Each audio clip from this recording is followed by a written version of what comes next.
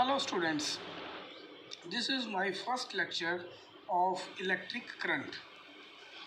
Before discussing electric current, I want to discuss the syllabus which this chapter covers. The first topic that we are going to cover is electric current and circuit. First topic is electric current and circuit. Second topic is electric potential and potential difference. Potential difference. Third topic is circuits, Ohm's law and resistance. Fourth, factor on which resistance of a conductor depends on. And next is your fifth topic, series and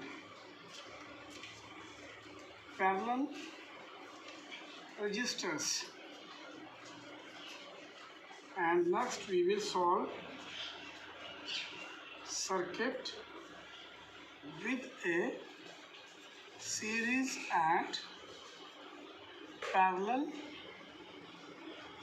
resistors. And seventh topic, electric power and heating effect of electric current.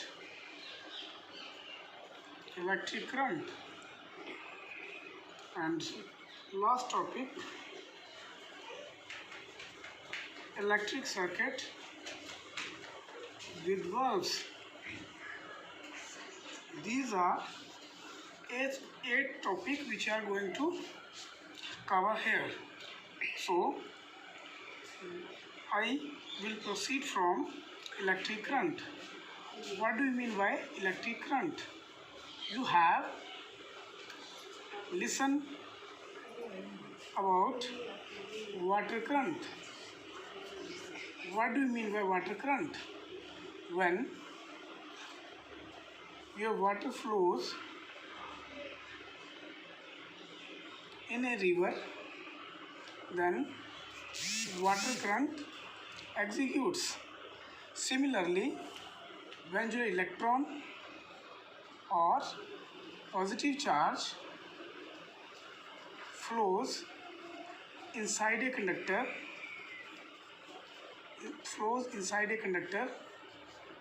it will set to be electric current. Here the important term is charge. What do you mean by charge? Any matter in this universe contain equal amount of positive and negative charge.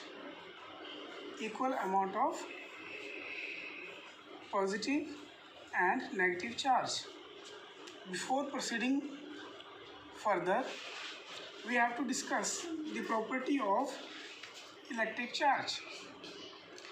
Dear students, positive charge are known as like charges, and like charges repel each other. Also, we have one more property, that is positive negative charge attract each other. I will state you with the example. Suppose this is your conductor and you have made a connection. This is your battery. This terminal is positive and this terminal is negative. Suppose this is 5-volt battery. Now battery is combination of different cells in series. This positive, this one negative, again positive, again negative, then this is your battery. Combination of cell is also termed as battery. So inside the conductor there are free electrons. Inside the conductor there are free electrons. These electrons are attracted by positive terminal of the battery, and in a similar way these electrons are get repelled towards positive terminal of the battery. In this way electric current flows. Electric current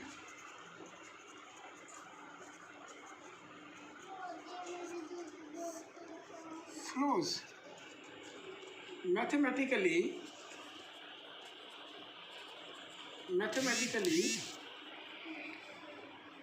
current is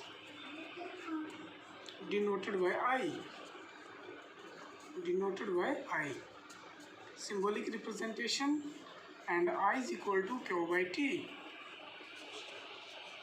I is the ratio of charge per unit time. Now charge is measured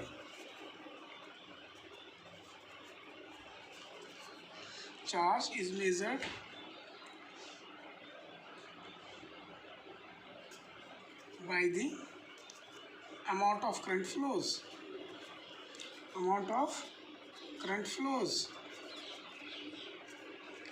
And SI unit of charge is coulomb. SI unit of charge is coulomb. Further, you can also write SI unit in terms of I is equal to ampere per second. The unit of current is ampere per second. SI unit in terms of current, ampere second. This is the unit of charge. Q is equal to I into T, and Q is equal to IT. IT means ampere second. Now we have also small unit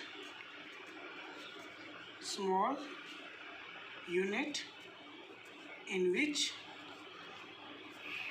electric current is measured. That is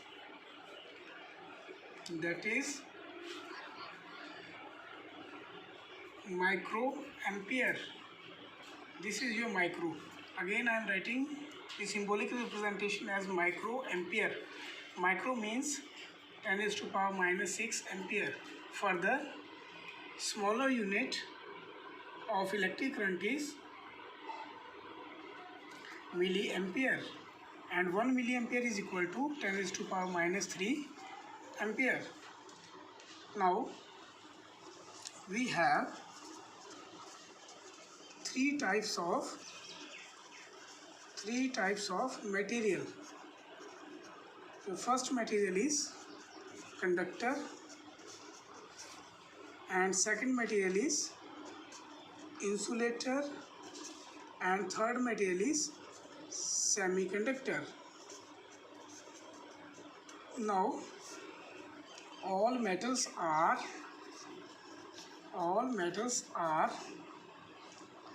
conductor. Example of conductor are iron, nickel, aluminium, And one more example is silver. Silver is the best conductor. Silver is the best conductor. Now,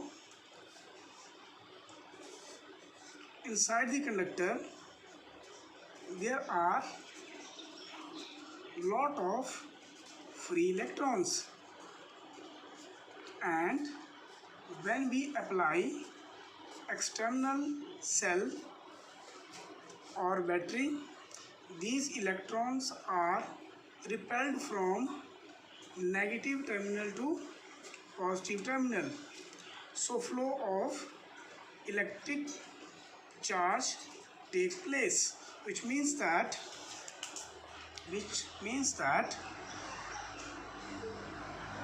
flow of charge take place from negative terminal to the positive terminal, and the direction of electric current is from positive terminal to negative terminal. Now I will focus on this positive terminal to negative terminal, the direction of electric current. This is due to sign convention. Electron flows always in a direction opposite to the direction of electric current. Again, your second material which I am going to discuss is insulator. In case of insulator, first of all, see the example. Insulator. In case of insulator, no free electrons resides on the body of insulator. Example, your wood, plastic, and you can say all material in this universe which do not possess free electrons are termed as insulator. And your third material is of very importance. What only definition is in your syllabus, and that material are termed as semiconductor, since their conductance lies between insulator and conductor.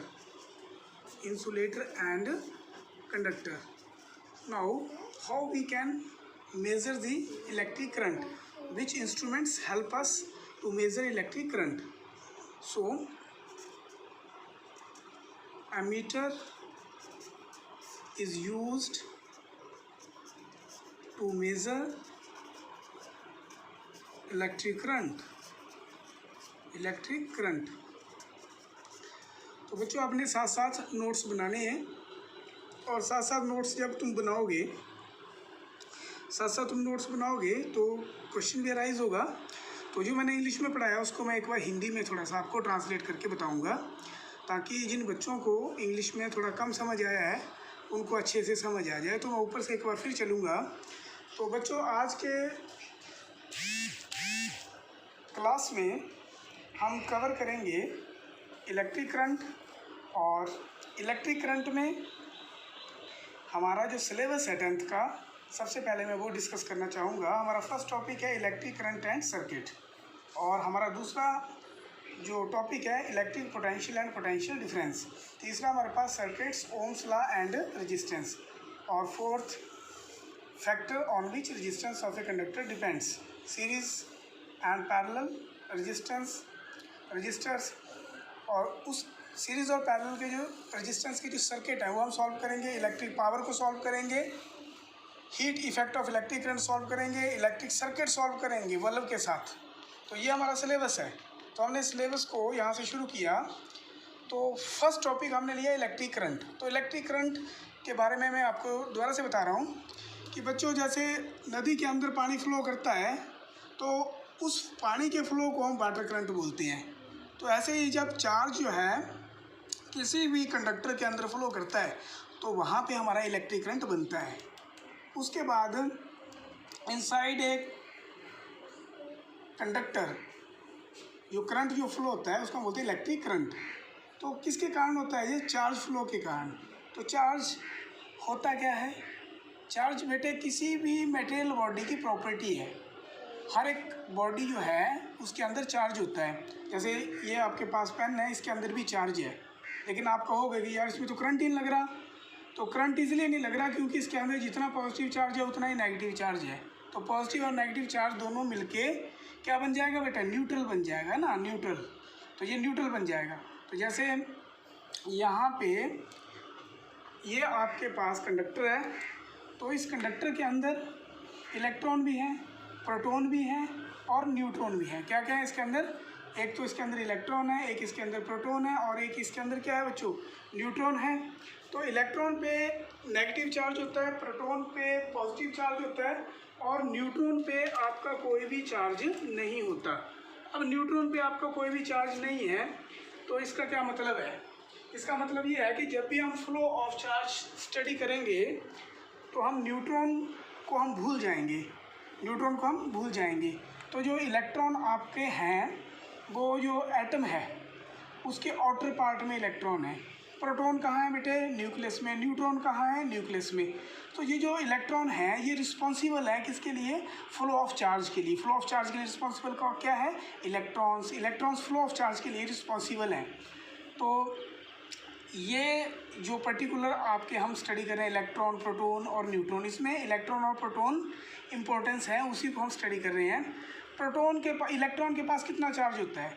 Electron के पास charge 1.6 into 10⁻⁻19 coulomb negative sign के साथ। कितना होता है? 1.6 into 10⁻⁻19 coulomb.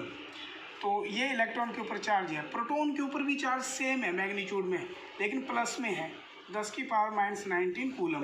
तो ये आपको दिमाग में रखना है कि चार्ज जो है वो दोनों पे सेम है मैग्नीट्यूड में, लेकिन साइन का फ़र्क है। प्रोटॉन पे पॉजिटिव है और इलेक्ट्रॉन पे क्या है बच्चों? नेगेटिव है। फिर फर्दर हमने प्रॉपर्टीज़ हमने स्टडी करी। जैसे प्लस प्लस जो चार्ज है वो क्या करेंगे? लाइक चार्ज बोलते हैं इनको। लाइक चार्ज क्या करेंगे? लाइक चार्ज जो है आपके क्या करेंगे बच्चों? रिपेल करेंगे, है ना। लाइक चार्ज रिपेल करेंगे, इसमें नेगेटिव नेगेटिव भी आ जाएगा, वो भी रिपेल करेंगे। और ये अनलाइक चार्ज आपके प्लस और माइनस ये क्या करेंगे? आपके अट्रैक्ट करेंगे, है ना, अट्रैक्ट करेंगे। आपने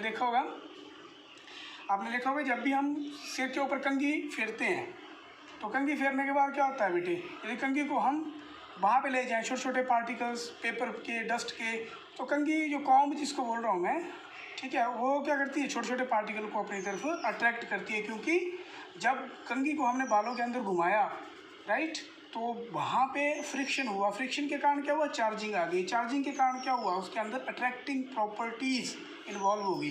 तो यहाँ पे हमने ये जो पॉजिटिव और ये जो नेगेटिव है, ये सिंगल यदि आपके पास दिया हो तो ये सेल है बेटे, हैं, ये सेल है। लेकिन यदि यहाँ पे वोल्टेज दे रखी है, जैसे लिख दी है सेल के नीचे वोल्टेज 5 वोल्ट, तो अब जिस आपका सेल भी हो सकता है और ये बैटरी भी हो सकती है। तो बैटरी जब होगी तो बैटरी का क्या होगा? एक पॉजिटिव टर्मिनल, एक नेगेटिव, एक पॉजिटिव, एक नेगेटिव। तो ये आपके पास क्या बन जाएगी? ये आपके पास क्या बन जाएगी? एक बैटरी बन जाएगी। और बैटरी के अंदर क्या होता है बेटे? एनर्जी होती है। और वो एनर्जी क्या करती है? एनर्जी इलेक्ट्रॉन्स को फ्लो करवाती है कंडक्टर के अंदर, एक टर्मिनल से दूसरे टर्मिनल तक। और जब इलेक्ट्रॉन जहाँ पे फ्लो करेंगे कंडक्टर के अंदर तो क्या बनेगा? Electric current. तो इलेक्ट्रिक करंट को किसे लिखते हैं? आई से। और क्या बोलते हैं हम इसको? I = Q/T। क्यों किसकी रिप्रेजेंटेशन है? चार्ज की। चार्ज को क्यों से लिखते हैं हम और टाइम को T से। तो हमारे पास क्या आएगा? I = Q/T।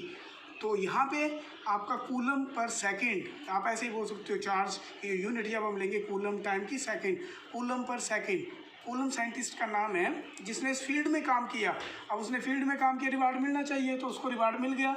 उसका नाम एसोसिएट हो गया चार्ज के साथ। तो आपने भूलना नहीं है, चार्ज के साथ क्या हो गया? उसका नाम एसोसिएट हो गया। अब हम बात करेंगे कि एसआई यूनिट क्या है चार्ज की, बोले कूलम है जी। तो और एसआई यूनिट क्या है किसकी, करंट की। तो करंट की एसआई यूनिट क्या है आपके पास, ampere per second. Ampere per second किसकी यूनिट है, इसकी। अब जो 1 एम्पियर करंट है उसकी बहुत लार्ज वैल्यू होती है, इसलिए हम छोटी यूनिट में भी डिफाइन करेंगे, छोटी वैल्यूज़ में भी डिफाइन करेंगे। 1 माइक्रो एम्पियर कितना होगा, 10 की पावर -6। 1 मिली एम्पियर कितना होगा, 10 की पावर -3। तो यहाँ पे आप यहाँ ये सीखोगे आप, छोटी यूनिट है ये ना, माइक्रो। इसको ऐसे लिखते हैं, कई बच्चों को लिखना नहीं आता तो देख लो ऐसे, यू को उल्टा डाल लो ऐसे करके ना, म्यू। देखो बड़े लेटर में लिख रहा हूँ ना मैं, ये म्यू है, इसको म्यू बोलते हैं।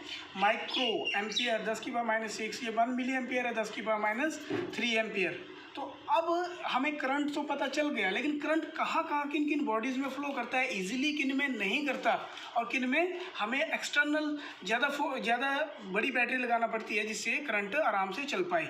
तो हमारे पास क्लासिफिकेशन ऑफ द मटेरियल का वर्गीकरण जिसको बोलते हो आप, एक कंडक्टर है, एक इंसुलेटर है, और एक आपके पास क्या है, सेमीकंडक्टर है। ठीक है, तो हम अब बात करेंगे कंडक्टर की। तो बच्चों कंडक्टर कौन से मटेरियल है, कंडक्टर आपकी एग्जांपल्स मैंने यहाँ पे लिखी है, आयरन, एल्युमिनियम, निकल, जितने भी आपके पास मेटल हैं ये सारे क्या हैं आपके पास कंडक्टर हैं। एल्युमिनियम मेटल है, आयरन मेटल है, और सिल्वर भी आपके पास क्या है, मेटल है, और सिल्वर सबसे बेस्ट कंडक्टर है। सिल्वर कहाँ यूज़ होती है बेटे, सोलर सेल के अंदर यूज़ होती है जी, सोलर सेल के अंदर कनेक्शन बनाने के लिए, क्योंकि इसमें इजीली करंट फ्लो कर जाता है, हीटिंग इफेक्ट इसमें नहीं होता, हीटिंग इफेक्ट बहुत कम होता है, और करंट आसानी से फ्लो कर जाता है, और बेस्ट कंडक्टर है ये, इसलिए इसको बेस्ट कंडक्टर बोलते हैं। आगे चल के आप पढ़ोगे कि इसकी रजिस्टिविटी बहुत कम होती है, तो रजिस्टिविटी बहुत कम, अप्रॉक्सीमेटली 10⁻⁻8 के आसपास होती है बच्चों। तो आप इसको लेटर ऑन स्टडी करोगे। तो यहाँ पे आपको ये सिखाया था मैंने कि करंट कैसे कंडक्टर के अंदर फ्लो करता है। कंडक्टर के अंदर करंट फ्लो करता है, जैसे ये पॉजिटिव टर्मिनल, ये नेगेटिव टर्मिनल। तो नेगेटिव क्या करेगा, बाहर के अंदर इलेक्ट्रॉन्स हैं, यहाँ पे इलेक्ट्रॉन्स हैं, तो ये इलेक्ट्रॉन्स फ्री इलेक्ट्रॉन्स हैं ये, क्योंकि बाहर क्या अपने आप एक कंडक्टर है, तो ये यहाँ से रिपेल होंगे, और यहाँ से रिपेल होंगे, तो यहाँ पे भी इलेक्ट्रॉन है, तो इलेक्ट्रॉन को रिपेल करेगा, आपस में ये कोलाइड भी करेंगे, लेकिन एक सिंपल वेलोसिटी के साथ, जिसको ड्रिफ्ट स्पीड हम बोल देते हैं, ड्रिफ्ट स्पीड के साथ ये एक टर्मिनल से दूसरे टर्मिनल तक आते हैं। और जहाँ पे पॉजिटिव टर्मिनल बैठा है, पॉजिटिव टर्मिनल क्या करेगा, इलेक्ट्रॉन को अट्रैक्ट कर लेगा, जिससे क्या चलेगा, इलेक्ट्रिक करंट। तो इलेक्ट्रिक करंट की डायरेक्शन हमेशा पॉजिटिव टर्मिनल से नेगेटिव टर्मिनल की तरफ, और इलेक्ट्रॉन की डायरेक्शन नेगेटिव टर्मिनल से पॉजिटिव टर्मिनल की तरफ। उसके बाद हमारे पास थर्ड मटेरियल आपके पास सेमीकंडक्टर है, जो हमने आज डिस्कस किया। क्या है, सेमीकंडक्टर। सेमीकंडक्टर आपके हायर स्टडी में आएंगे जब आप +1 +2 में स्टडी करोगे, लेकिन यहाँ पे बेसिक इन्फॉर्मेशन आपको पता होनी चाहिए। आपके मोबाइल हैं, मोबाइल के अंदर क्या यूज़ होता है, चिप होती है, चिप के अंदर क्या यूज़ होता है, सिलिकॉन, और सिलिकॉन सेमीकंडक्टर है। क्यों यूज़ होते हैं ये मोबाइल के अंदर, क्योंकि इनकी स्पेसिफिक प्रॉपर्टीज़ हैं। स्पेसिफिक प्रॉपर्टीज़ का मतलब क्या है, ये कंट्रोल्ड मैनर में इलेक्ट्रिक करंट को फ्लो करवाते हैं, कंट्रोल्ड मैनर में। आपकी जो चिप्स है, आपने देखा होगा मोबाइल के अंदर आपके जो सिलिकॉन लगे हुए हैं, आईसी इंटीग्रेटेड सर्किट चिप्स भी लगी होती हैं, चिप्स जो बोलते हो आप, तो वो चिप्स में ये आपके सेमीकंडक्टर यूज़ होते हैं। तो ये इसकी एग्जांपल दे देता हूँ आपको, ताकि थोड़ा सा आप और फेमिलियर हो जाओ।